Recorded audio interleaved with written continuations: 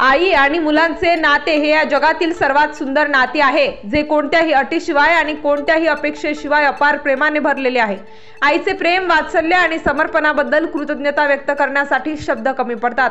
नाशिक जिल्ह्यातील सामाजिक कार्यकर्ते सुशांत भालेराव यांच्या मातोश्री उषा भालेराव यांचा वाढदिवस देखील अगदी आगळ्या वेगळ्या पद्धतीने साजरा करण्यात आला। सकाळच्या सुमारास नाशिक येथील पांजरपोड येथे गौमातेची पूजा करण्यात आली, तसेच गौमातेस चारा देखील देण्यात आला। यावेळी संपूर्ण भालेराव कुटुंब उपस्थित होते।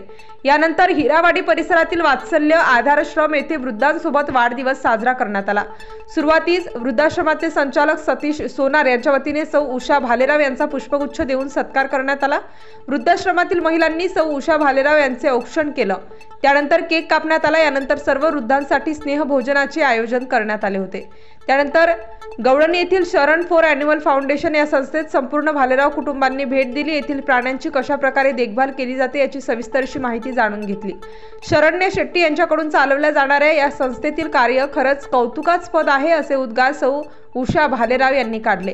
तसेच सर्वांसमवेत केक कापून सौ भालेराव यांना वाढदिवसाच्या शुभेच्छा देण्यात आल्या। या कार्यक्रमास रावसाहेब भालेराव, उषा भालेराव, सुशांत भालेराव, सौ दीपिका भालेराव, सौ स्वाती लोखंडे येथील भालेराव, किरण लोखंडे, सतीश सोनार आदी उपस्थित होते।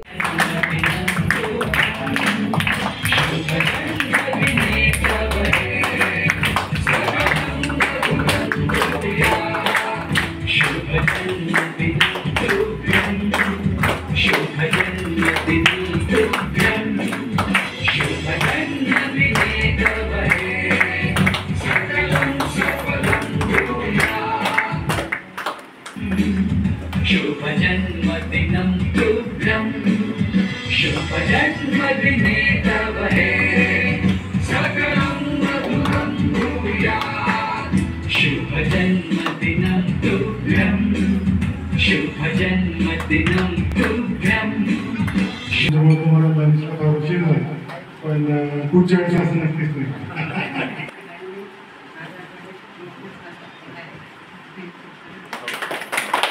आणि सध्या आमच्या 2 ब्रांचेस आहेत नाशिकमध्ये। एक ही ब्रांच इथे जवळजवळ 80 आजी आजोबा आहेत आणि एक गंगापूरला पण आहे 9 किलोमीटर, तिकडे 45 लोक। तर हे सर्व सोयी काही समाजातून येणाऱ्या डोनेशनमध्ये संस्थाही काम करते आमची, कारण गव्हर्नमेंटचं आम्ही कुठलंही अनुदान वगैरे घेत नाही। त्यामुळे मग तुमच्यासारख्या माध्यमातूनच ह्या गोष्टी पुढे सरकत आहेत आणि 13 वर्ष झाले आणि चाललंय की सतत चाललेली सेवा आहे, त्यात तुमचा पण सहभाग खूप गरजेचा आहे। सो वात्सल्य परिवार, तुमचं आजपासून स्वागत आहे। तुम्ही नेहमी येत राहा अशी तुम्हाला मी रिक्वेस्ट करेन इथून पुढे पण। आणि काही तुम्हाला पुन्हा एकदा वाढदिवसाच्या खूप खूप शुभेच्छा आणि पुन्हा येत राहू असं। आता पण जेवणाचा वेळ झाली तर आपण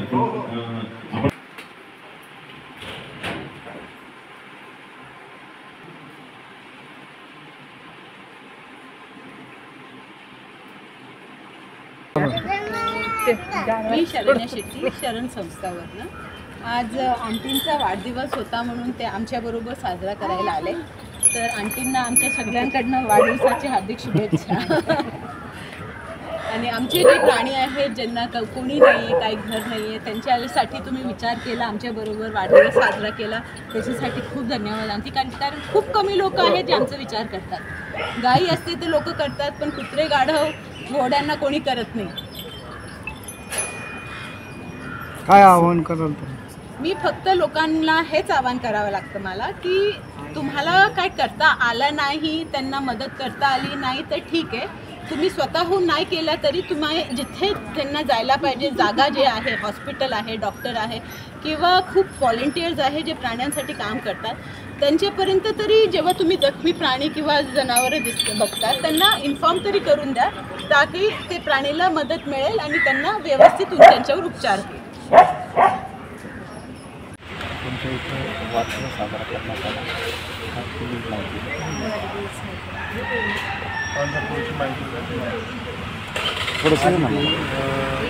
वाढदिवस साजरा करण्यात आला। तर त्याच्यामध्ये आज जी आपण नाशिक पंचवटी पांजरपोळची स्थापना आहे 1878 साली झालेली। पांजरपोळ संस्था ही 150 वर्षाची ती संस्था काम करते। त्याचप्रमाणे पांजरपोळ संस्थेमध्ये गायी सांभाळल्या जातात। आज मी तिला पांजरपोळ संस्थेमध्ये एकूण 1500 गायी आहेत। पांजरपोळ संस्थेचे पंचवटी फार्म, पेट्रोल फार्म आणि चिंचाळे फार्म असे 3 फार्म आहेत। एकूण 1500 जनावरांमध्ये फक्त 300 जनावरं आपले जे आहे गायी ह्या दुधामध्ये आहेत आणि बाकीचे जनावरांचा आपण पूर्णतः सांभाळ इथे करत असतो. शेवटपर्यंत त्यांना जो चारा असतो, पशुखाद्य असते, त्यांना आपण रेग्युलर व्यवस्थित ठरलेल्या त्यांच्या वेळेमध्ये आपण दिलं जातं. त्याचप्रमाणे या संस्थेमध्ये आज मी तिला 250 कर्मचारी ते आपण काम करत आहोत. त्याचप्रमाणे इथल्या ज्या गायींचं जे संगोपन आहे त्याच्यामध्ये सर्व गायींना आपण रेग्युलर त्यांची व्यवस्था करतो. त्याच्यामध्ये आपण त्यांना व्यवस्थित हिरवा चारा, कोरडा चारा, पशुखाद्य दिलं जातं.